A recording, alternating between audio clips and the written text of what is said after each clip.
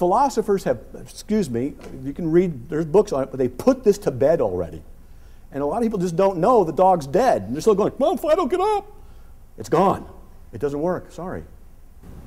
Well, it's this la-la land reasoning. The chemical processes are going on presumably in your brain as you make those arguments. Now, mind is not a thing. Mind is a process, like fire is a process. That's what mind is.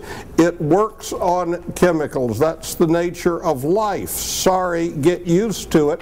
I didn't make the facts. But because that's the way it is does not mean that we can't attempt to rely on it.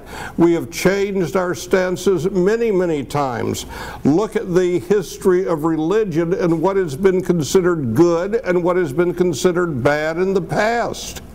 It's a remarkable difference, and then once some enlightened humanists persuade society to change away from slavery, away from all sorts of barbarous things, then the religious start taking credit for it. It's amazing. Next question. Yes. My question is for Edwin.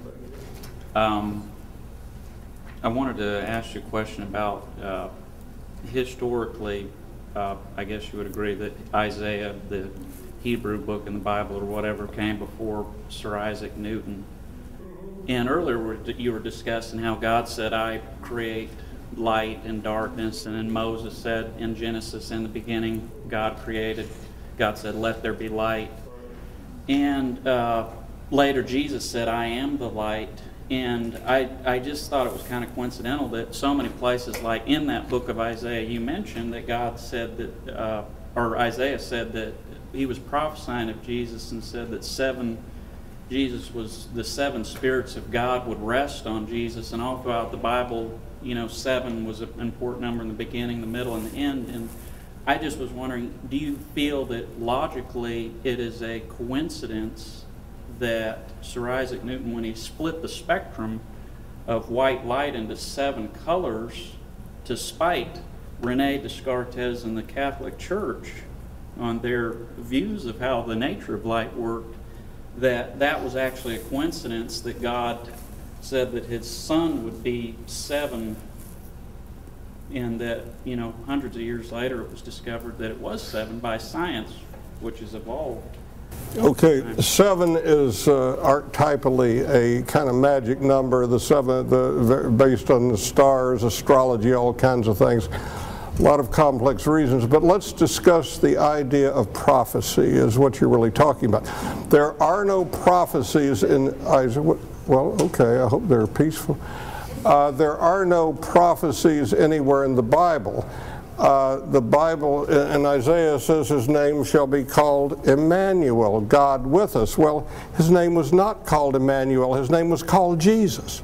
And if Emmanuel means God with us, that's all well and good, but his name was not called Emmanuel, it's called God, it was called Jesus. Now, if you want a real prophecy, a prophecy might say something like on December 25th, the year 0 or 1, at 666 Stable Avenue in Bethlehem, Judea, a baby will be born at 3:57, there'll be angels, and that sort of, that'd be a prophecy, but that's not what you get.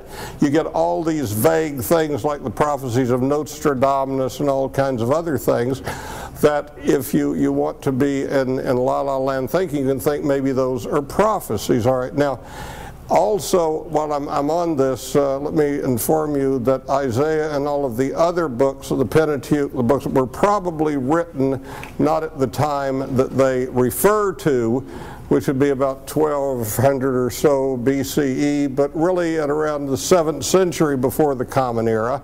They were all written down. How do we know that? Now listen, you don't know this probably, and I'm going to tell you. The Achilles heel of the authenticity of the Bible is camels. Camels, 1 or 2 humped camels. It speaks of the patriarchs having camels, Lot, Jacob, and Isaac having herds of camels. The camel was not introduced to that part of the world until about 500 years later. This is known by very valid archaeological evidence, paleontological evidence, and there are no camels in Egyptian tomb paintings, who painted over a period of 3,000 years every extant animal on earth and mummified most of them. No camels. That shows that it was written at a later time, and if you're around living in tents in the desert and you see people with camels, you may not know they were introduced to your area 100 years. You would have logically thought they were there all along. So when you make up a story about origins, a myth, you put in camels 500 years before they were there. So you're saying that the coincidence well, it's not even an accurate statement, because there are an awful lot more colors in a spectrum than 7.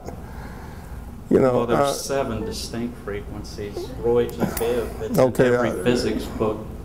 There are lots of coincidences in life. Thank you for your question. Quick response, and we'll move to the next. And the fact that, it might be because there are 7 stars in the Pleiades, and the ancient Greek and Egyptian gods are correct.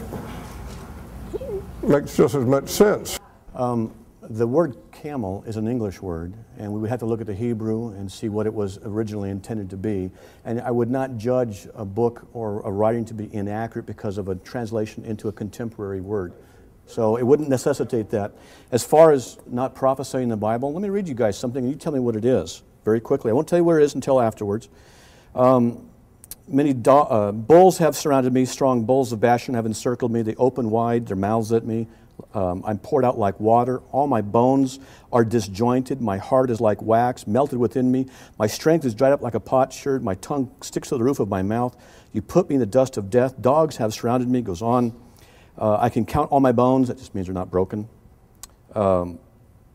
People look and stare at me. They divide my garments among themselves, and they cast lots for my clothing. Now, this talks about hands and feet being pierced. It talks about clothing being divided up. What do you think it is? Could be all kinds of things. What do you think it is? Sounds like somebody got beaten up Psalm by some thugs 22, in the written street. 1,000 years BC, 400 years before crucifixion was invented by the Phoenicians.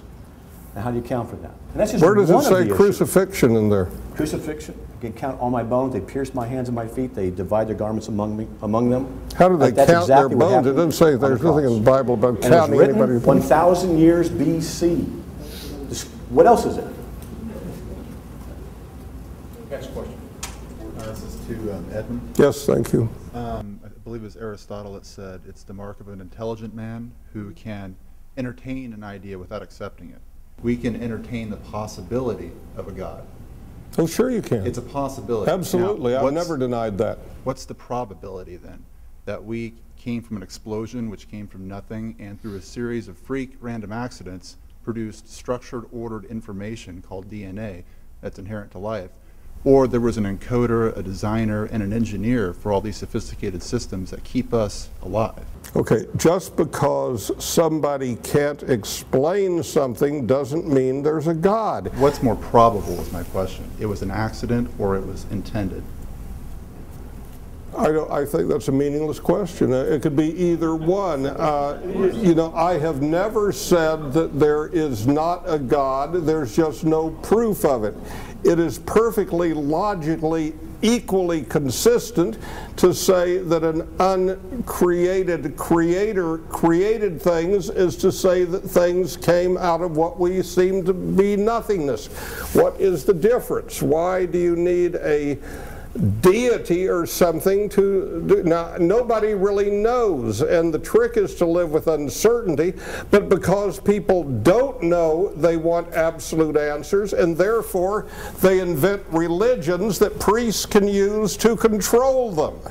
It may be that religion was invented when the priesthood was invented when the first con artist met the first fool. Zachary Willing with you. Zachary, thank you so much for having us. It's been a pleasure, and I assume that you ignore the thing in Corinthians that says it is shame for a man to have long hair, but never mind, you know, never can tell him. I think we have one more question after me. Is that okay if she goes? Yeah, Nick. Okay. My question is going to Edwin Kagan.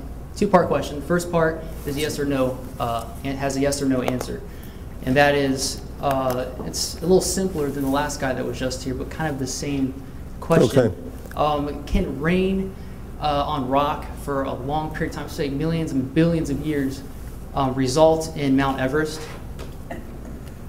I don't have the slightest idea. Well, do you think it's probable that rain can make those faces that resemble the presidents, the 4 presidents that... oh, this is the Mount Rushmore thing, right? If it rained, you know, it can't accidentally create the presidents on Mount Rushmore. Isn't that where you're getting to, Zach? Right. Okay, so go on, finish it out.